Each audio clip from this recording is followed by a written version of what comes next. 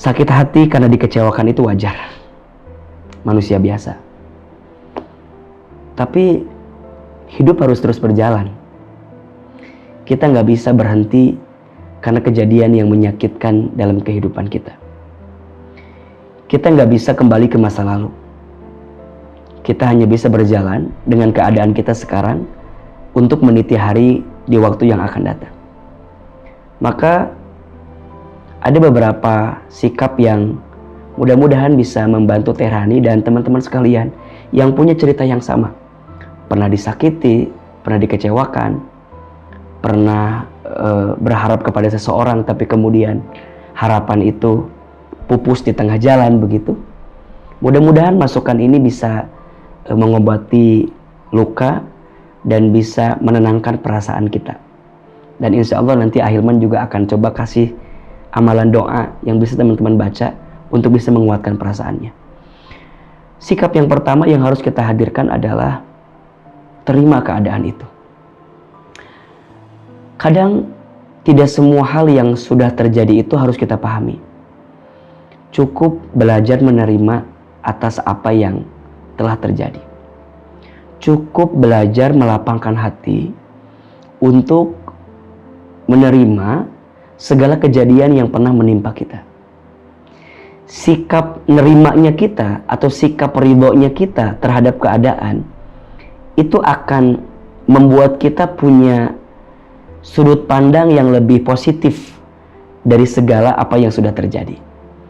Kalaupun kita komplain, kalaupun kita marah, kalaupun kita gelisah, ya sah-sah saja.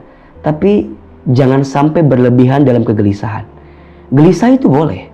Yang tidak boleh apa? Berlebihan dalam kegelisahan. Memang sifat dasar manusia mengeluh, gelisah gitu ya. Innal insana khuliqa halu'a. Sesungguhnya manusia itu diciptakan dengan keluh kesah. Jadi mengeluh, gelisah itu hal yang wajar. Yang tidak boleh adalah apa? Berlebihan dalam kegelisahan.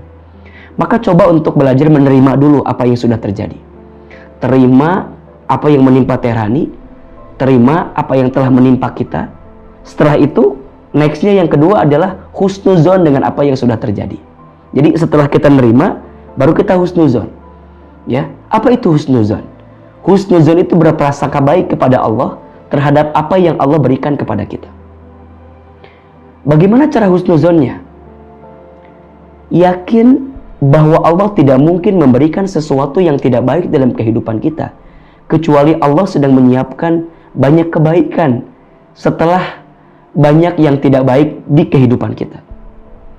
Kadang kegagalan kita pada satu hal itu adalah cara Allah menyelamatkan kita dari sesuatu yang tidak baik untuk kita. Kadang sesuatu yang tidak baik menimpa kita itu adalah cara Allah yang sedang merencanakan sesuatu yang baik untuk kita di waktu yang akan datang.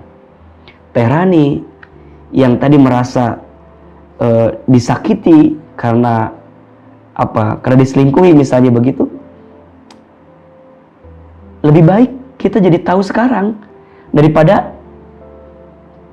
di waktu yang akan datang gitu.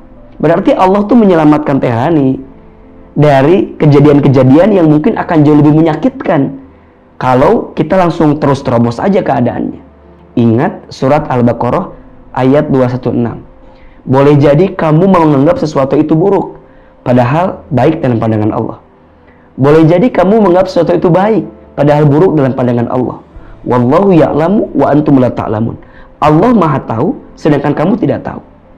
Maka setelah sikap penerima, kita husnuzon kepada Allah bahwa Allah sedang menyiapkan sesuatu yang lebih baik daripada apa yang sudah terjadi. Dan prasangka baiknya kita itu sangat penting. Ingat, Allah itu sesuai prasangka hambanya. Ana inda dhonni abdi bi. Kata Allah, aku sesuai prasangka hambaku. Jadi apa yang hambaku sangkakan tentang aku, tentang kejadian yang aku berikan kepadanya, maka itulah jugalah yang Allah sangkakan kepada dirinya.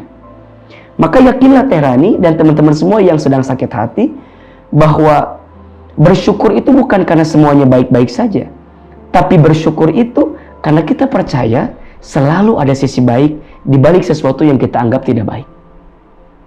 Tidak baik dalam pandangan kita, tapi boleh jadi ada kebaikan yang sedang Allah siapkan untuk kita.